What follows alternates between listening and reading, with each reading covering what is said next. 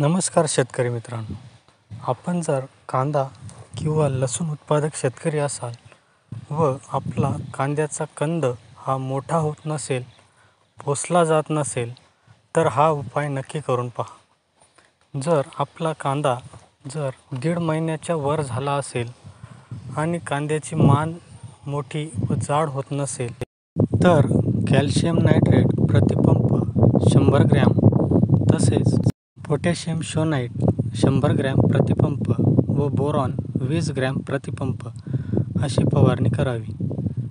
जमिनीतून जर खत व्यवस्थापन करायचे झाल्यास आपण सल्फर 90% 3 किलो प्रति एकर आणि त्यासोबतच कॅल्शियम नायट्रेट 10 किलो प्रति एकर व म्युरेट ऑफ पोटॅश 40 किलो असे आपण जमिनीतून खत व्यवस्थापन करू शकतो, जेणेकरून आपला कांदा पोसण्यास व मान जाड होण्यास मदत होईल। कांदा व लसूण पिकाचे चांगल्या प्रकारे व चांगल्या प्रतीचे जर आपल्याला उत्पन्न घ्यायचे असेल तर या खत व्यवस्थापनाचा जरूर उपयोग करा। धन्यवाद।